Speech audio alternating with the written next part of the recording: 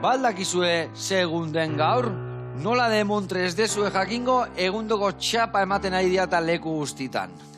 Gaur, urriak 31. Bai, asmatu dezue, urtikariaren eguna. Bai, urtikariaren nazioarteko eguna. Harritu zaituzte, ezta? Baina baita nola ez, arimen gaua. Eta lasai, hortaz ez gain beste ibiliko, gehien bat mitologian arira ibiliko gea.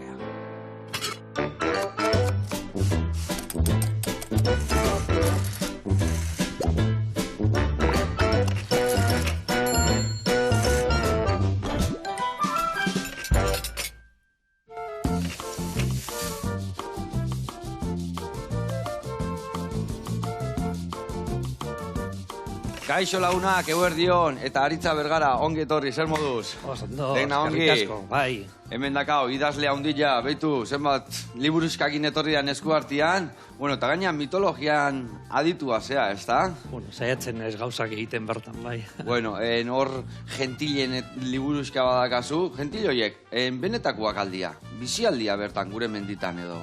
Kobazulotan, ondun dabe? Esaten dana da, hori, izena duen guztia omen da, ez? Orduan, zeo zer, benetan egungo zen antzer. Gentilak ez dakit, baino jendiak esateu, bueno, jendiak izan du bizitza honetan bi gauza bakarri daudela, benetakoak, Aritza? Bai. Bai, zergak eta eriotza. Hori seguru, ez da? Hori guztiok. Bueno, eta gure errezetak bai, benetazkoa dira, eta gaur ikusiko zue, elkarri dingo deu Mont Blanc tarta, eta aldi berian, zure kontu gudanak ezautu. Ados? Bai. Adilaunak paregabi dator gaurko saioa.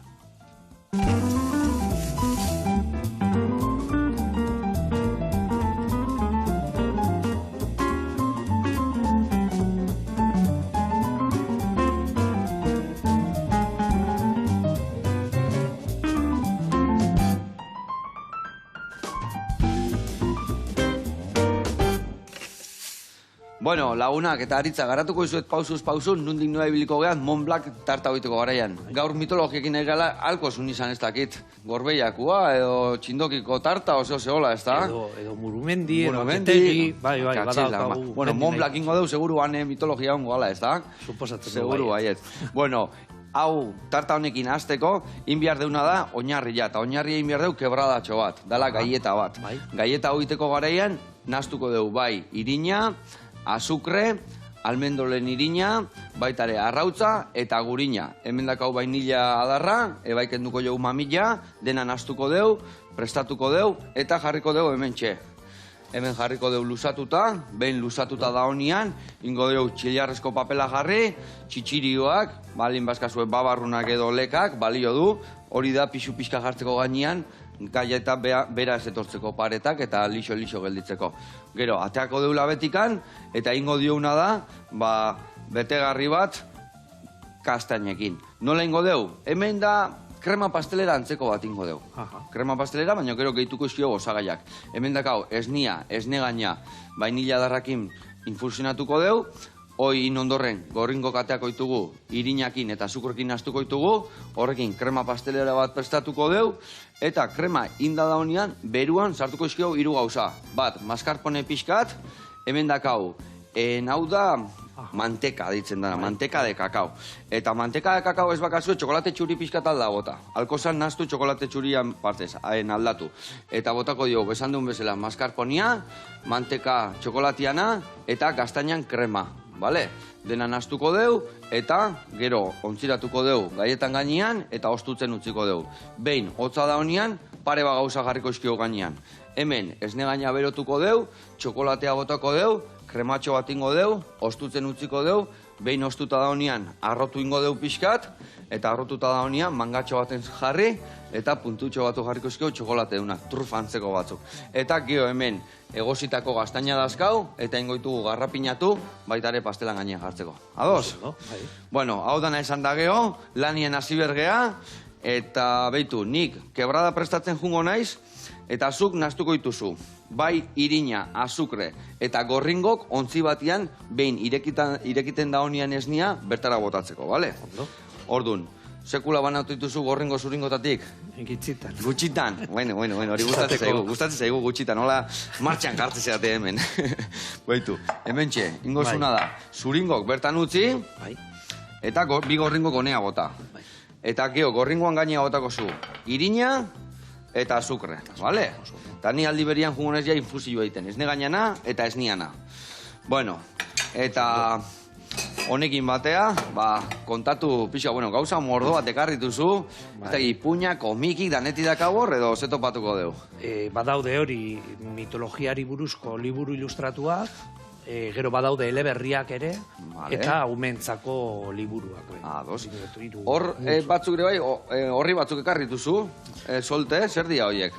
Horiek dira urrengo egitasmoa, urrengo liburua, ondino ziriborroan, baina dagoeneko imprentan dago, eta hemendik itxira Durangoko azokan, ikusiko dugu, eskura gaiongoa, bale. Hori da, sekula etxegun ekarri, hola, liburu bat, hori da, hemengo errezeta, hola, dana libre eukitzia, bezala, guandikan moldatu gabe, ez da? Hori da. Bale, ze ona. Eta zer topatuko deu, liburu berri horretan? Liburu hori bada, beti amestu dudan liburua mitologiari buruz, euskal mitologiari buruz. Bertan agertzen dira, bai pertsonai mitologikoak, baina baita elementu ezberdinak ere. Gure mitologian edo gure sinesmenak ere, lekutxo bat egin diogu, eta osatzen dute liburu oso kompletua aterako dandik. Eta gauza hori guzti, nondik harrapatzituzu? Nondik informatzea o... Gaur egun irakurtzen. Irakurtzen. Bere garaian, pasaen mendearen hasieran, Barandiaran, Baroja, Satrustegi eta beste batzuk bai ibiltzen ziren herri-zerri, eta, beraiek bai, zuzenean, jendeari galdezka, eta apuntak hartzen zituzten, baina hori ja bukatu da. Ja bukatu da. Jende hori zoritzarrez ez dago gurekin, eta gaur egun dakiguna, liburuetan dago. Orduan hori irakurtzen, batzutan bai, guten zara leku batera, agian hitzaldi bat ematera, eta baten batek kontatzen dizu, nire amak edo nire amonak edo, zeo zer ondino geratzen da, baina ja ez da zuzena, zan nahi dut hori, beraiek ez dute bizi hori edo ez dute sinestu horretaz. Bere gurasoak, bere aitite amonak kontakizunak eta kontotatukoa, baina ez benetan sinistez dutenak alegia, ez da? Eta informazio hori harrapatzea jute zenien, irakurtzen haste zenien olako historik, gauza desberdin asko topatzen dituzu, batzutan zure kutxua jarri behar dezu edo... Nik uste bakoitzak sukaltzen duzunean bezala, bakoitza ematen dio bere kutxua, eta hori aberasgarria da. Mundu guztia sukaltzen baldin badu berdin, ateratzen zaigu hori Mont Blanc tarta berdina, baina mitologian ere bakoitza bere ikuspuntutik begiratzen du, eta ateratzen dira gauza, nire ustez osagarriak direnak, eta askoz politago eta askoz aberatzago egiten digute mitologia. Gure mitologia, hau betidanik da, ez da? Noiztik handatorre?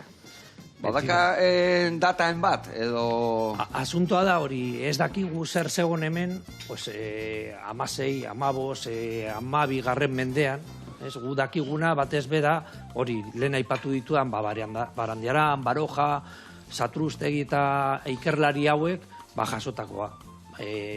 Erromatarren garaian, bazeuden beste sinesmenak, bazeuden beste jainkoak edo jainkozak, eta ondino, igual, lapita baten edo izen bat agertzen da, erenzuge, hori lotura dauka gaurko erenzugearekin, baina beste batzuk ez dugu ezagutzen, eta ez dakigu ze jainkoak edo ze jainkozak ziren, edo zein zen beraien papera, Orduan, dakiguna, ni esango nuke hori pasaden mendearen hasieran bizire zegoena da.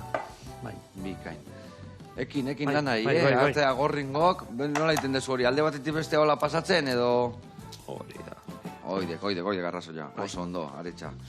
Eta, baita ere idatzi ezu, Gentilien trilogia. Eta horrek askoak onmango, ez da? Gentillak, badaude kondairean nahikotxo gentillei buruz, eta niretzako pertsonei pizkat bereziak dira, beraien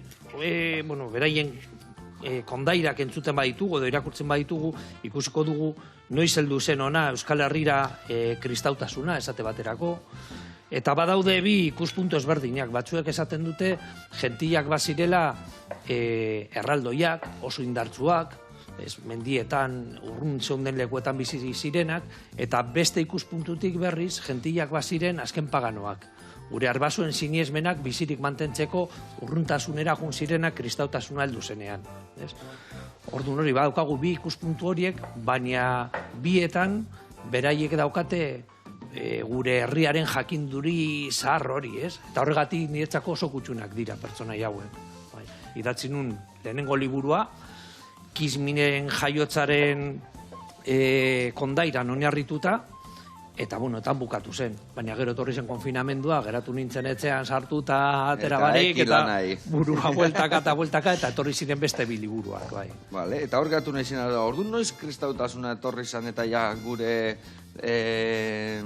historia zapaltzen edo gainitikan kontatzen hasi zian. Esaten dute hori, Europa osoan zehar hori, kristautasuna zabaldu zenean, Euskal Herria izan zen azkenetariko lekua, heldu zana. Batez be hori, azalpena nire ustez da, hori oso lurralde menditsua daukagula, eta orduan, igual, Arabako lautadan bai zabaldu zen lehenago, baina, karo, beste lekuetan, nola helduko da, eta zertarako sartuko gara hemen, hori, mendizale hauek, basati, erdi basatiak handaudela, eta, geratu zen, beste sinesmenak bizirik mantendu ziren, ez? Momentu baten hori 1200 urtean gutxi gora bera hasi zen zabaltzen, baina askoz beranduago 1500 urtean badakigu hori ondino jendea beste sinesmenak zituela, eta 20. mendean ere, nik uste dut ere, sinesmen hauek leku batzuetan bizirik jarraitzen ziren, bai. Orduan, zorionez, gure hizkuntza bezala, ez da? Hor geratu gehala eta hori da. Hemen gaudela goaindikan, ez da? Hori da. Beste batzugatikan ja ez genuen eserre eukiko baino, hor men geleitu geha, ez da? Eta kristautasunari buruz hitz egiten duanean beti esaten dut hori, gauza guztiak bezala badauka alde onak eta alde txarrak. Eta mitologiari buruz dakiguna... Ona zein da, dizez, kristautasuna. Hori, mitologiari buruz dakiguna apaizek jasotako informazioa da. Hori, bai Barandiaran, bai Zatruztegi guzti hauek apaizak ziren. Beraiek zeukaten denbora eta ezagutzen zuten jendea, beraien gana juteko, beraiekin egoteko hitz egiten, eta informazio hau biltzeko. Orduan, zeozer mantendu dugu, haiei esker. Baina gero, kristautasuna ere, beste sinesmen batzuk hori desagertu ziren, sinesmen berriak heldu zirelako, eta askotan ere ikusten ditugu sinesmenak, baina nahastuta, dana nahastuta. Ez bai kristautasuna, baina badukatoke pagano batzuk, eta hori gure lurraldean askotan ikusten dugu, ez? Markinara juten baldin bagara esate baterako, esango baseliza baten barruan daukagu dolmen bat, edo izugarrizko harri batzuk, ez? Eta hori leku pagano bat zen. Edo Aralarrera juten baldin bagara, santutegian ondago jarrita. Sima baten gainean, kobazulo baten gainean, eta bertan bizi zala, erenzugea, San Miguel Junzen, borrokatu zuen, akatu zuen erenzugea, eta horregatik, jarri zutenan santutegia. Dana askotan nahaztuta. Beti nahaztuta, eta beti izate duen santutegi horiek etortzen ziela, bai aintzinatikan leku horietan bai zeudela indar bereziak, ez da? Ez dakit, nik kontatu ditien, nik ez ditegia zen hainbeste sentitu, baina bai horrazpin, urak gurutzatzen diala, eta beti bai guendala milaka urte zeuden lekutan gauza berezik, gero hor montatu diala gainuntzekoak, eta elizak, eta bai... Elizak ateatzen zaite Elizak eta nola dia... Baselizak, ez da? Bai, hori esaten dute hori lurraren energiak edo indarrak, ez, batzutan bai, bestetan posagian hori alako presentzia berezi bat, segon bertan, eta horregatik arajuten ziren ospatzera, ez? Bikain, zenba gauza, ez da? Eta hori adibidez dokumentatu zea esan dezu irakurtzen, ez da? Bai, irakurtzen eta gero suerte izan du, zeren instituto garaian nire irakaslea izan zen Juan Manuel Etxebarria, guretzako Manu, eta Manu Barandiaranekin ibilitakoa da, eta pertsona bat, ez? Berarekin ibili zen, eta Gorbeialdeko kondaira, siniesmenak eta berak bildu ditu ere. Orduan, batzutan esaten dut, naizela hori mitologo, baina 3. generaziokoa edo, ez? Barandiaran eta lehenengoa, gero Manu bigarrena, eta ni Manuren ondorengoa. Unibertsitatean ere altunak eman zean klaseak, bai, badaukat hori Beste loturak, Eta zerrek harrapatu zizun, zerrek bai barruak moitu zizkizun eta hor murgildu zea, ez da? Manurekin, zeren Manu, aprobetsatzen nituen hori tarte libreak nituenean, elkarrizketatzeko berari, eta gero irrati saio batean, ematen genituen horian kondairak eta pertsonain mitologikoak, eta geratu nintzen, maitemendu nintzen, bai. Bueno, Aritxa, hemen bagoaz, behitu, hau indeu eta hau inbiarduna da guain, gaietatxuak pixka reposo behar du, gero lusatu eta bertan jartzeko. Bestalde, hau irekiten hasi da, ia infusioa egin dakau, ingo deuna laizter bertara bota, dena elkartu, eta berriro hemen jarri, krema prestatzeko, gero gainuntzeko osagaiak botatzeko. Eta bitarten ingo deuna da, erreportai bat ikustea jungo geha ez. Ados, zu hainbeste irakurtzen, hainbeste ikasten, irakasle, eta hainbeste liburu iten, zaizu inoiz bizkarra hola pixka gogortzen da, pixka tola okertuta. Ordu asko maten duzu. Bai, ikusiko zu. Lekeitio haino jungo gea, orekan batea, eta holkoak emango izkigu, oso asko esite ote gerenentzako, hobetzeko. Guazen ikastea.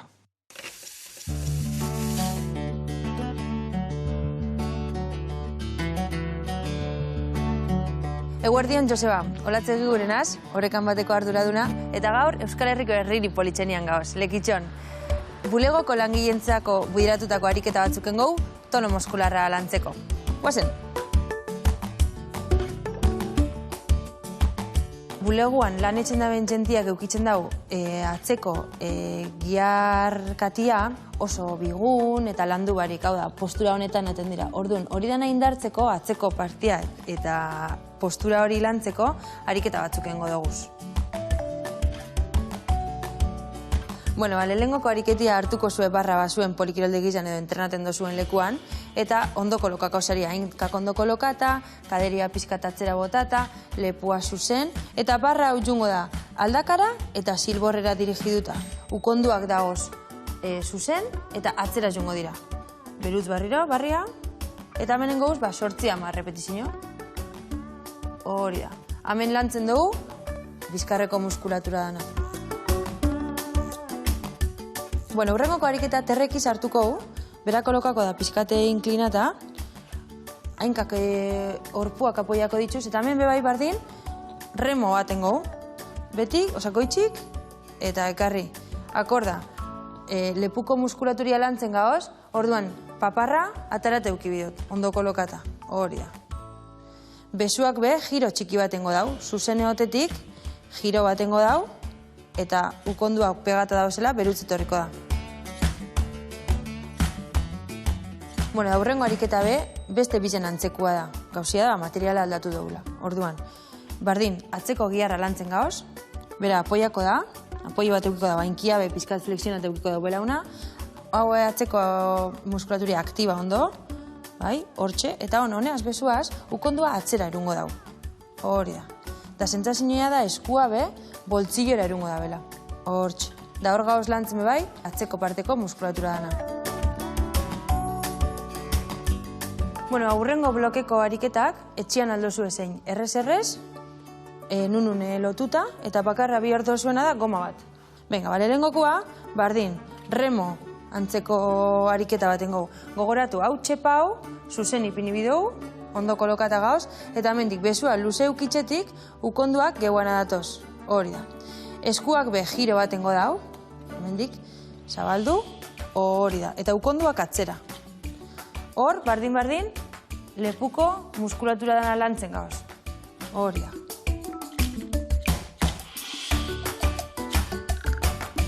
Bueno, ikusten duzuen moura, Mikel da honetzen ariketia da lehengo bardina, baina atente. Orduan, ariketa bakotxa 1000 modutara aldo guein. Orduan, orekan batetik kirol klinikatik, urrengo baten ikusiko ara, beste aholku batzuk eskainiz, bale? Agur! Mila esker, Olatz, aholku errak eman dizkiguzu, guain gut denbora hartu behar dugu, ez da ariketa hori egiteko. Hori da. Hartu inbiar da baina, Aritza, zeatikan bestela, gortzen jutega eta okertzen, eta izorratzen, ez da? Bueno, guain di fresko gaude, baina momentuan harrapatu behar da, geho behandu izatea eta. Bueno, hementxe, jarraitu behar dugu gurian, behitu, hementxe, dakat ja masatxua reposo eharra dakala, bakizu telebista magia iteula, eta hotzetikan pasada, eta gogortu dintzaigu. Guain inbiardetena da pixka bigundu eskukin, eta gero irinakin lusatu. Hemen, lusatuko ni maiganian. Gero, ingotena da bertan jarri, eta ibiltze zeatenak pixka zaila dala, puskatu ite dala, batzuk ibiltzen dute labeko paperan gaineanin eta gero zuzenian hemen. Baina, bueno, ni moldatuko naiz hemen irin pixkatekin, arrabolakin eta gero espatulakin jasotzeko. Vale. Eta zu kremakin hasizea, eta kremakin jarraituko zu, eta behitu hemen esan deuna infusioa prest dakau, behitu kia eta nola botatzeon, eta bain hori ondo harrapatzeko iten deuna da, ez nehi adana horrea bota, pixkatutzi hemen, orduan, gero, dena ondo nazten dezu, horko arrautza, azukre eta irina oso ondo harrapatu biharrezu dena, eta dena naztuta dakasunean, bertara botako zu. Eta ziko zea moetzen. Eta hau, bexamela bat itia bezala da. Irekiten hasten da momentuan, egur eman behar zaio, eta bastar guztik eta ondo harrapatu, eta loditzen danian gero, botabiko jo, bai, mascarponia, manteka eta kasteinen pasta, bale? Bueno, hau nire kontu, eta hori zure kontu. Dena ondo naztu, eta bagoaz txetek itxagara. Hemen irin pixka botako ema gainean, baina pixkat, ez da gehiagi bota bihar, bestela lehortu ite zaigu gaieta. Eta orduan pixka botako dugu, ez pehatzeko, baina ez gaietak ez hartzia irin gehiagi, bale? Iten detena da pixka bitu, guain hotzan da honian, iten dezuola eta puskatu itea. Orduan nik iten detena da, pixka dena bigundu, eta danak temperatura pixka hartze unian, orduan azten aizlanian, biribil ateatzeko. Bueno, hemen gure mitologian dazkaun izaki mordo hauek, guriak bakarrik ez dia, ez da? Asko mundu mailakoak dira, ozin dia guriak eta zin dia... Galdera zaila erantzuteko, baina nik uste dut hori, gauza guztiak bezala badaudela alde batzuk unibertsalak direnak eta beste batzuk propioak edo. Esate baterako, Basajaun bada gure mitologiaren pertsonai bat. Beti galdetzen dut hori hitzaldiak ematen dituanean eta ume guztiak esaten dute baiet. Bai, bada. Digo, bale, aztertuko dugu nolakoa den Basajaun. Eta nolakoa da Basajaun? Erraldoia, iletsua, indartsua, eta urrun dauden basoetan edo mendietan bizi dana. Oso ondo. Eta Yeti, eta Bigfoot, eta Sasquatch, mundu osoan zehar badaude antzeko pertsonaiak. Lehen guzuak, o anaizarra, o berbera da, ez dakigu, baina berezia dana da, hemen Euskal Herrian egiten dugun interpretazioa, ez? Esate baterako Basajaunak hemen Euskal Herrian harreman berezi bat dauka hartzainekin, eta hori beste kulturetan ez da gertatzen. Orduan, alde batetik unibertsala dala esan aldugu, baina beste aldetik gurea berezia dala esan aldugu ere. Claro, gero, bai, zure ganatu iten dezu, edo zure ikutu eman, edo... Bai, edo, azkenean hori kultura guztietan agertzen dira erraldoiak, Basajaun bezala, baina gentillak ere, edo tartalo, ziklopeak edo polifemok edo agertzen dira, baina gero hipotzak ere. Hemen dauzkagun hipotze ezagunak, gehien ezagutzen direnak behintzat dira galtzagorriak, ez? Eta daukate ezaugarri batzuk bereziak egiten direnak, ez? Edo mari esate baterako. Mari hori bada berezia ere, zeren, karo, gure inguruko kulturetan, jainko nagusia beti zen gizona, ez? Edo Jupiter edo Zeus, eta hemen Andra bat. Hori ezberdina da. Eta hori ez da beste inun gertatzen? Bai, guten baldin bagara Hego Amerikara, daukagu hori Pachamama, esate baterako, eta antzeko interpretazioak dira, amalurraren personifikazioa. Fertilitatea, bizitza ematen duena.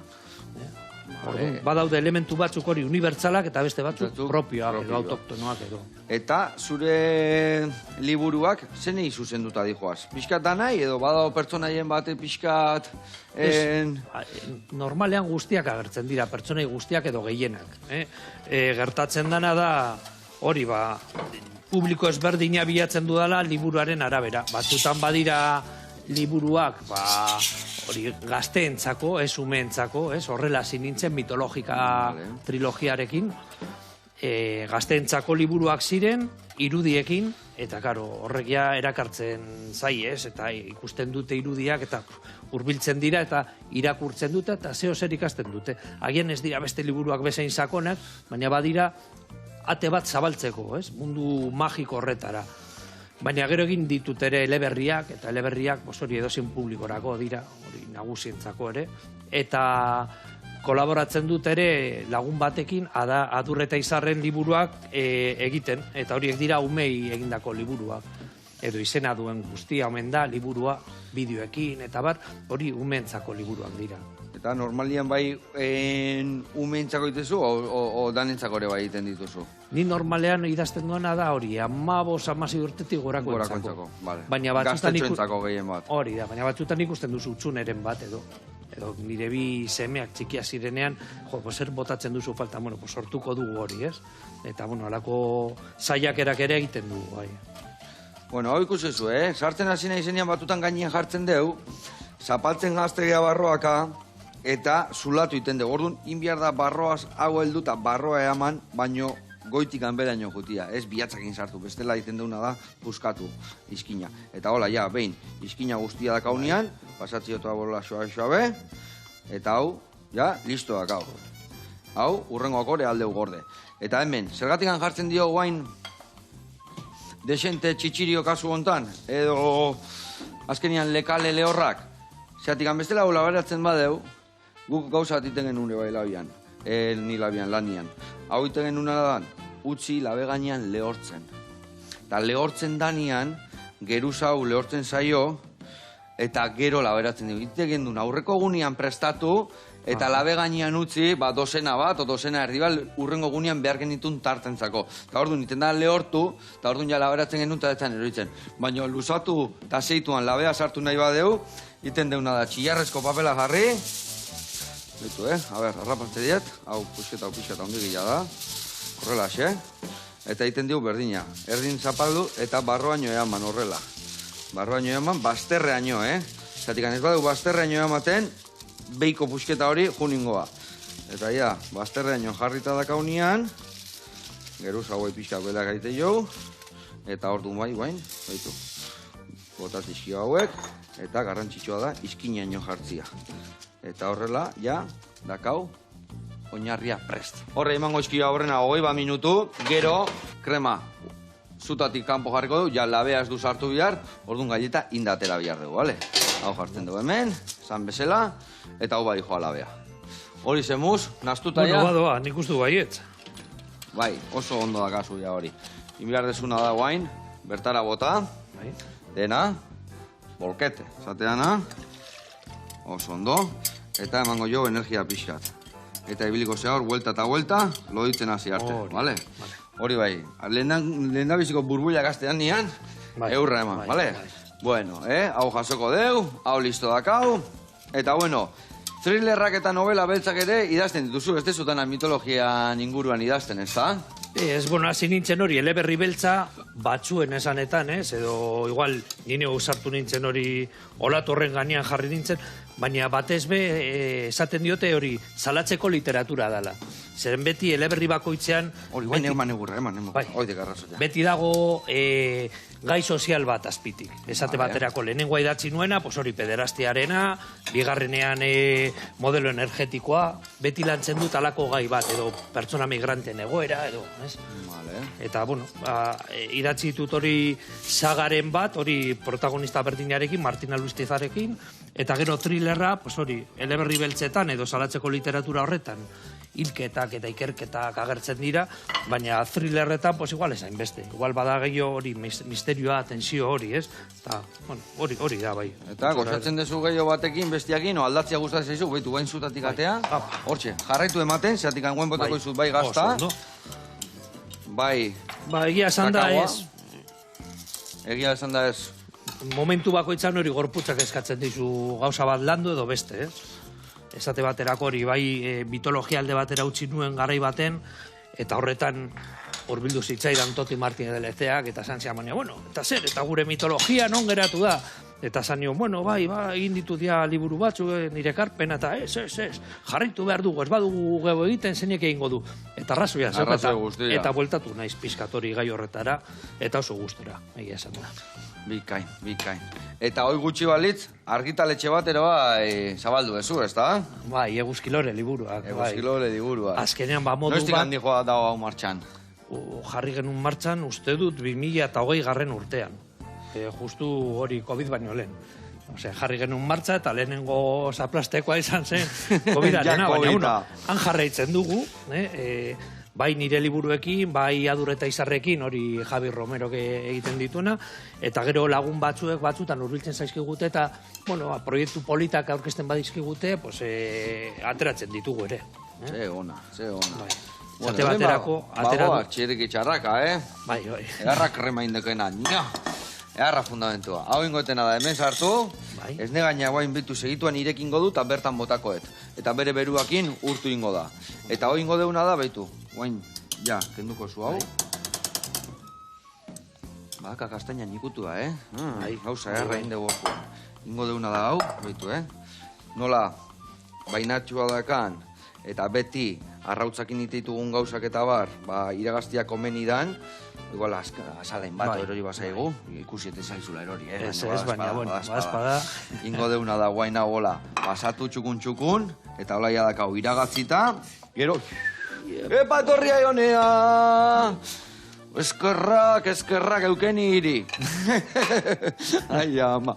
Bueno, hau irekin du, ikusi ezue irekin dula, Bueno, ez negaina txokolatekin dakau, hori iragazten nahi geha, eta baitu, badator gaur beltza, badator harimen gaua, eta horrekin batea bagoaz Felixen gana. Felix Muruza, ikusiko zue, behai entzutia beti placer bada, eta gaurkoan, zeo zetxukunak arregau €100, guazen ikastea.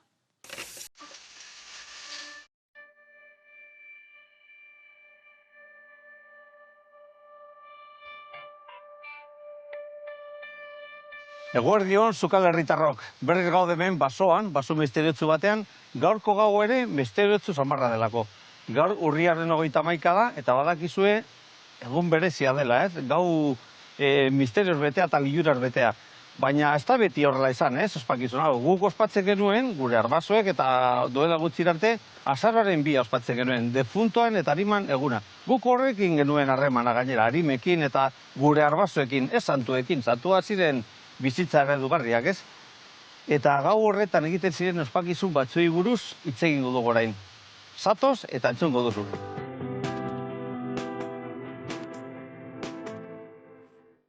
Basora etorri gara gaztaina batzera, sasoian gaudelako. Gaztainak gure aspaldiko elikagai nagusia zen, ez?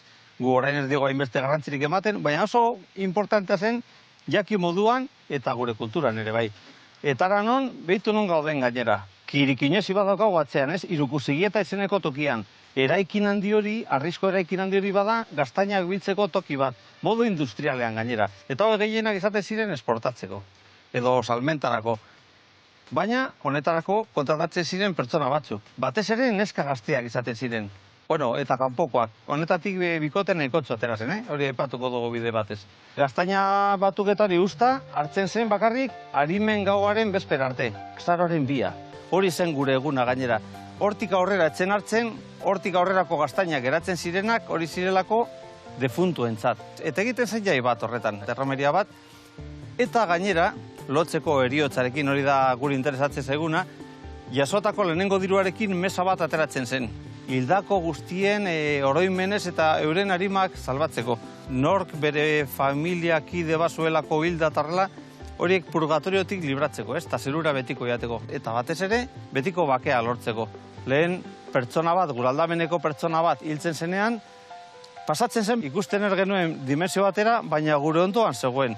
Gure parean, horregatik zaindu bar genuen, eta beti lagundu bar genuen. Bestela gertuko zitzaigun ere, eta batzuetan modu txarrean, ere, haserretu egiten zirelako ere bai. Orain ez dugu horretan sinisten, baina lehen oso logikoa zen. Deba Aranean, esate baterako Gipuzkoan, oraindik ere ospatzen da gaztainerre eguna. Arima egunetik bigarren astelehenera egite da ospakizun bat, eta jende guztia jaten ditu gaztainerreak egun horretan. Beti gogoan izaten direlako defuntuak. Eta gogo sartu bar dira gaztaina gainera, jaten dugun bakoitzeko, salbatzen dugelako purgatoriotik arima bat. Gero basoan uzten dira gainera gaztaina batzuk, hildakoen zerak agertzen baldin badira mendik, jan alizateko. Badakizue gaztainondo gehienak hilda daudela, ez? Eta barrutik ustuta, baina lata guztiz ere, ateratzen dituzte kimu batzuk eta gaztainak ere bai ematen dituzte, ez? Horregatik irlatzen dute gure kulturan hileskortasuna. Ematen du ezinezkoa dela haiek hiltzea, ez? Pasatu daitezke mendeak barrutik erdokatela zer, eta lata guztiz ere ateratzen dituzte fruituak. Eta horregatik ospatzen ditugu honelako egunak.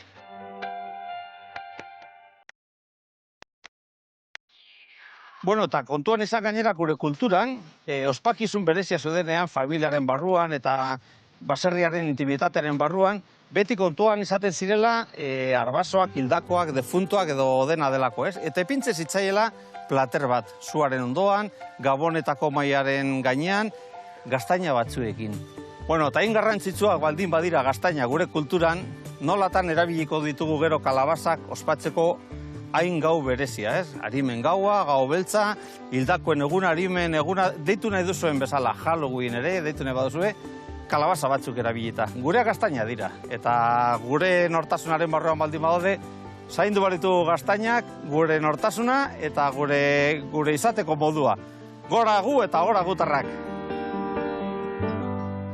Gora gutarrak, oidek, Felix, Mugurutza jauna, egia esan, ze badakin da, ze gusto, ze plazerra dan behai entzutia, Baina horre esan duna kalabazak ez aldia hemen beti da nik. Leno esate zuen bai, Halloween etorren lenure batzuk jartzen zituela kalabazak ez da? Nire ama kontatzen zidan, hori araia inguruan, bai jartzen zituzten, bai kalabazak edo bai edozein tuberkuloa erabiltzen zuten kandela basartzeko eta hori bideetatik kokatzeko, beldurra sartzeko edo espirituak ez bertan zundela. Bueno. Oantxe, martxan jarriko gea. Eta martxan jartzeko, inbiarretena da behitu hemen, indeuna da, esne gaina bota deun txokolatia, nastu deu, lau vuelta eman dizkio, txokolatia urtu da, eta hemen txedakau. Oain inbiar deuna da honekin, arrotu, bale, Aritza? Bai. Inbiar deuzuna da, behitu, bueltak eman berren, aizia sartzeko, inbertza jona da, altza. Bale, altza inbiar du, eta aizia sartu behar du. Honekin mustxo bat iteko, bale? Nola esne gaina dakan txokolatekin, esne gaina arrotuko da, eta geldituko da kistona. Bale, eta bestalde, ni ingoetena da hemendikan. Gaietatea, tartaleta kasu hontan, ja, labetik atea eta daukaula, kendu jo txitxirioak eta dana gainetikan, eta bertan botako deu, indeun, krema pastelera, kastaina duna. Kastaina eta gaztare bai pixkat, Ingoetena da, atea hemen, kontuz, eta gero ere bai inbiarritu garrapinatu horiek. Bueno, jarriko etorri bai martxan, behitu ze gaieta politatea zaigun, Bai. Edo zer gauza jartzeko hemen barruan guain, Bueno, eta Aritza, jarraitu behar dugu itzeiten. Bai. Kontatu, bakarrik idazlia etzea, beste gauza desente iteituzu eta musikan adituare basea, eta ez daki kontatu pixkat. Aditu itxa ez gustatzen bapez, baina euskal musika gustoko dut, eta bai, euskera hasi nintzenean ikasten, hasi nintzen bere txalaparta ikasten Juan Mari Beltranekin.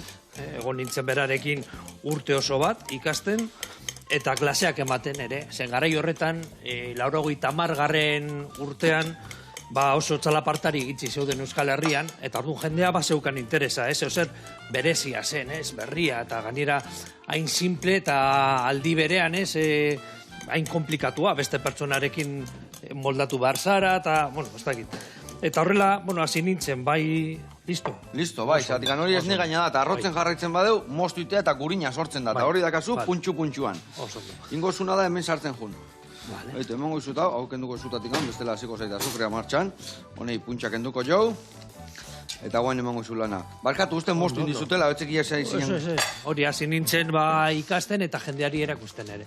Eta handik sortu genuen taldetxo bat, beste musika tresnak ere hurbildu ziren gugana, pandero, alboka, eta egon nintzen klaseak ematen hurbiltzen zen jendeari, hasieran herrian, Sestaon, eta gero beste lekuetan, beste musika eskoletan, Gaiartan, Portugaleten, Gernikako segundolaetan, leku askotan ibili naiz, klaseak ematen, eta jendeari erakusten pizkat gure musika tresnak, Gertatu zena zen, horretarako jun behar zarara, klaseak ematera, eta jaio ziren nire behizemek, denbora gitxiago neukan, eta musika klaseak alde batera utzi, eta etxean hasi nintzen, umeak zaintzen dituen bitartean, idazten. Aldatu nun pizkat burua. Baina ordura arte etzinean ibiltzen idazten da hola, edo... Baina lehenengo 3 liburuak, mitologika liburuak horik idatzen dituen 2001 urtean, 2002 eta 2003. Baina izan zen, ez dakit, bidetik topatu nuen aukera bat, eta egin genuen, eta nire burua, inoiz ez dut sentitu hori idazletzat, inoiz ez dut hartu. Niretzako hori, idazten dut, gustoko dudalako, baina musikaria nintzen, bai, musikaria naiz, pues, jotzen baldin badut, bai, baina musikaria, idazlea, aita, langile, rol ezberdinak Hainbat jolasten gauza. ditugu, hori da. Orduan esaten dutenean, idazlea zara, bai, Idazlea beste ere gauzen bai, artean, idazlea ere bai. beste gauzen artean hori da. Eta, adibidez, musika, baina alde batea ez zen utziko, no? Jarraitzen duzu edo... Jarraitzen dut, baina gaur egun hori ni disfrutatzen. Esan nahi dut hori edo noiz, bai jotzen dut, aktivitateren bat baldin badago, edo jaiaren bat, edo lagunak ateratzen baldin badira, batzutan hori, pues igual, armintzatik edo beste lekuetatik, ateratzen dugu txalaparta, edo ateratzen dugu alboka, pandero, zestauko euskal jaian egon nahi zoain dela gitzi, 25. urte hurrenean. Orduan klasek ematen eta olako gauzak, ia ez. Klasek ematen ez, baina disfrutatzen bai. Eta askotan deitzen naut ondino, txalaparta jotzeko, eta 20 urte pasa dira, eta ondino gogoratzen dira, nitaz, eta deitzen naute, eta hori posgarria. Hore bat izan behar du horrek, ez da? Bai. Ondo, sartu nazu hau hemen? Bai, bueno. Bai, zure kontu txirreki txarraka, holaguntza berdezu? Ez dakit, Bai, horrela, pixkanaka joan sartzen, lasai. Bale, nia hori bueltaka ibili behar naiz eta. Ondo. Bueno, eta hau dana, hau zure ogibidea da, edo... Honez aparte badaukat beste lan bat, zen oso Bai. zaila da, hemen Euskal Herrian hori idaztetik bizitzea, egongo dira batzu, baina oso Baina idazle oso zaila gitxi. da, ezta? Bai. Gehienak badira, pues, edo irakasle, edo... eta ni ere badaukat beste lantxo bat. Baina naiz eta hori esan beharra dut ere, profesionala naizela, esan nahi dut hori. Egiten duana, saiatzen naiz egiten, hori, edo zein argitaletxe egingo luken moduan, edo beto, posible baldin bada. Eta saiatzen naiz beti, gure kulturan dauden utxuneak topatzen, eta bertan ekarpena egiten. Idazten duanean beti da, edo kulturaren alde bat edo aspekturen bat edo lantzeko, edo bestela, nirik eskatzen nauten gaiak mai gainean jartzeko. Zeintzu dira gai horiek, zeinetan murgiltzezea gehien? Zerrek eskatzeizu guantxe gehiena? Ni ikasi nun bere garaian soziologia, eta beti esaten nun, hori gero ez du inongo eraginik izan nigan, ez? Eta nik uste bai, zeren lantzen ditut gai sozialak, hori esaten duan, hori pederastia, lehenengo eleberri beltza idatzi nuenean, ez egon epaitegietan, ez egon ez da salaketa bakar bat hemen Euskal Herrian. Eta gertzen ziren Frantzian, Estatu Batuetan, beste lekuetan, eta zaten nuen guk zer gara, irla bat, ez hemen ere egon dira, ez? Eta modu fiktizio baten, modu horretan aurkeztu nuen, eta bueno, eta gero behitu, zera gertu da, handik aurrera, eta ez daki, geratu nintzen pizkat, zundituta, behin irakurle batek deitu zidan, eta kontatu zean, bueno, oso ondo dago zu jartzen duzuna eleberrian, baina kontatuko izu niri gertatutakoa, ez? Eta kontatzen dizute, eta... Eta hori izan zen bat, beste bat izan alda aldaketa klimatikoa, izan alda guda zibila eta desagertuak, ez? Ondino fosetan, errepideen bastarretan lurpeatuta daudenak, ahaztutak, ez? Halako gauzak, mai gainean jartzean ikustut beharrezkoa dela, eta baten batek egin behar du, eta nik gustoko dut hori.